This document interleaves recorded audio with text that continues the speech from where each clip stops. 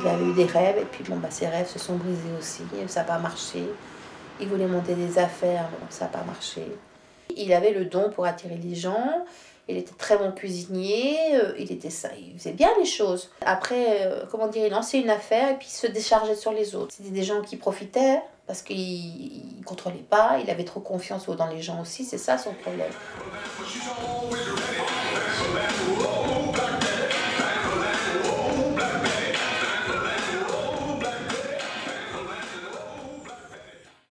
Papa, il a toujours eu tendance à penser que la caisse, c'était bénéfice, 100%.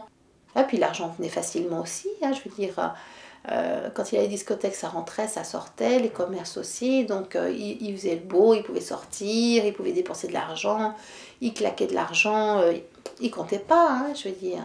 Mais bon, bah, après il faisait ça aussi, mais il avait plus les mêmes moyens aussi, donc c'était dur, hein. Mais c'est ça, je crois. Mais il a toujours été un peu en dehors des réalités, je crois aussi, c'est vrai. Il était dans son monde à lui.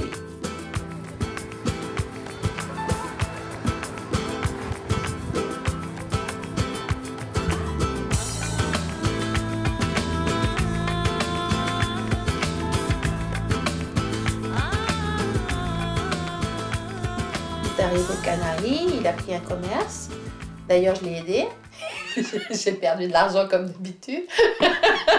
Mais enfin, tu sais que chaque fois qu'il appelait, il fallait quand même que je lui donne un coup de main. Donc il avait monté un restaurant, une pizzeria. Et puis bon, bah évidemment, ils rêvaient, ils avaient rencontré un mec qui venait du Venezuela, qui savait jouer au casino et tout. Alors ils sont partis en France avec lui, ils ont payé le billet, tout ça. Il avait les combines pour gagner. Ils sont arrivés à Évian, casino d'Évian, ils ont joué et puis ils ont tout perdu.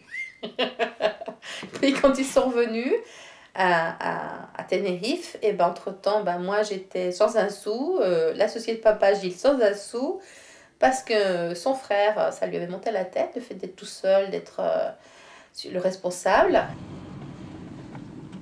Il a pris l'argent et puis s'est tiré, quoi. Voilà. Son beau-frère qui les a mis dans un cabaret, un petit club, comme il disait, avec des entraîneuses. Donc ils ont commencé comme ça, de nouveau, à ramer, parce qu'ils n'avaient plus de sous, mais que ça, ils se sont fait tout bouffer. À Los Silos, il est resté, donc il était employé, puis après la patronne elle a des problèmes aussi, il ne payait pas ses impôts et tout ça, donc c'est lui qui a voulu le reprendre, donc il l'a repris avec Rodrigue. Et puis après, bon, bah, évidemment, il a eu des problèmes avec Gilles, avec les employés, scène de ménage à l'italienne, casser la vaisselle, il s'est tapé dessus. Ça commence à avoir une mauvaise réputation. D'ailleurs, le restaurant, c'est moi qui l'ai fait fermer. Mais jusqu'au bout, il aurait voulu garder le commerce. Il aimait être patron, il aimait briller. Mais il fallait laisser la comptabilité, le reste aux autres.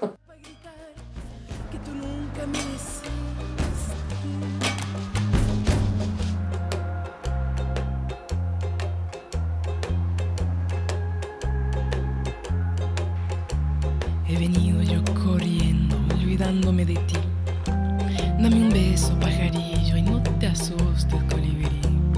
He venido encendida al desierto pa' quemar, porque el alma prende fuego cuando deja de amar. Porque el alma prende fuego cuando deja de amar.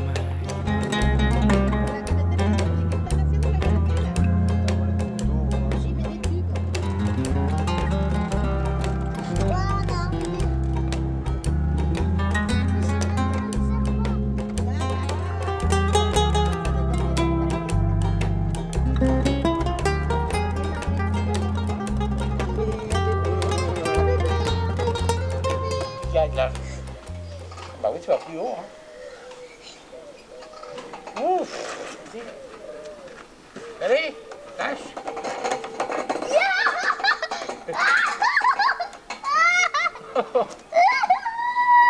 Oui.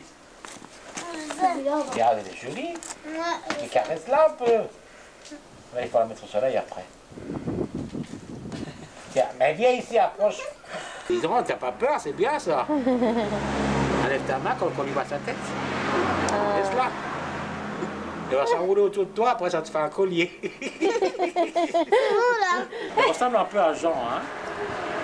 Tu ne trouves pas? Alors, je suis en train de penser à papa. Et puis quand j'y pense, ben, Bah, j'ai envie de rigoler maintenant quand j'y pense, parce que c'est quand même un cas. Je vois un avenir clair, lucide et limpide. Un peu de jour, hein. Te llevo lo más profundo dentro de mí, un amor sincero que sentí. Il était bon cuisinier, il était bon dans son boulot de toute manière. Il arrive toujours à trouver du boulot. C'est le problème, c'est quand il a eu vraiment commencé à avoir ses problèmes de santé. Il était résistant, je veux dire que c'était, parce qu'ils n'y croyaient pas. Il avait une fois rendez-vous avec un médecin, et puis il est allé au bout d'une année.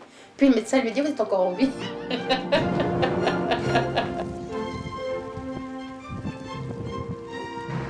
Ils s'étaient fait les analyses avec Gilles et ils avaient dit qu'ils étaient positifs. Et après, ils s'étaient refait des analyses et puis il avait dit, c'est de la merde, de toute manière, ça vaut rien du tout.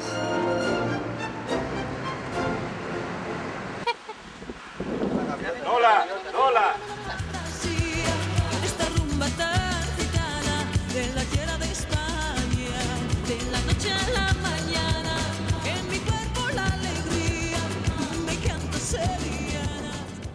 Bon, il y a eu sans doute des aventures, mais après Gilles, il a eu un autre ami, petit jeune, un beau, comme je disais, comme papa, le même genre, quand il était plus jeune.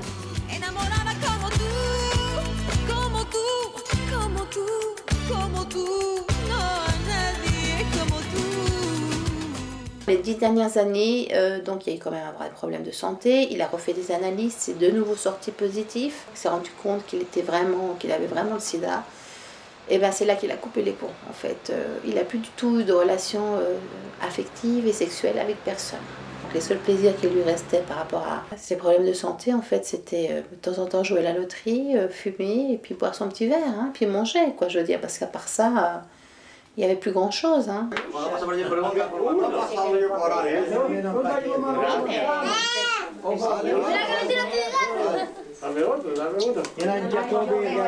Il se refermait plutôt sur lui-même, il regardait des films, il était dans sa chambre, et puis il sortait pas beaucoup à part pour fumer. Et puis bon, bah évidemment, quand il y avait sa petite fille, il venait jouer avec elle, il la faisait rigoler.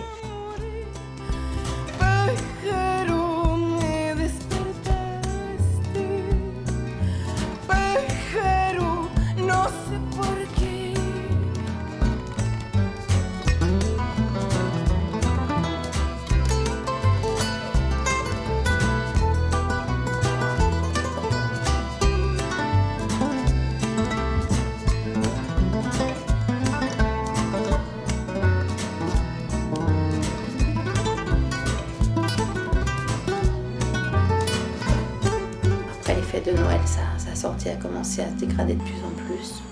Les antibiotiques faisaient plus d'effet.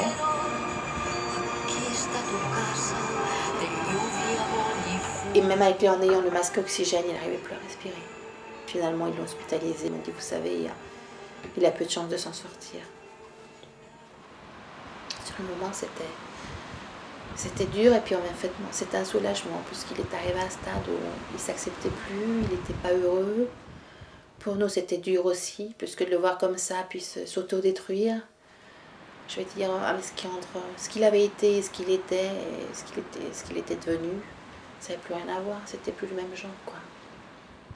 Et le monsieur d'à côté m'a raconté juste avant qu'il avait piqué un fou rire énorme, je pense que c'était sous l'effet de la morphine, qu'il avait rigolé, puis après plus rien, il était parti, quoi, comme ça. Il avait l'air tellement apaisé, tranquille,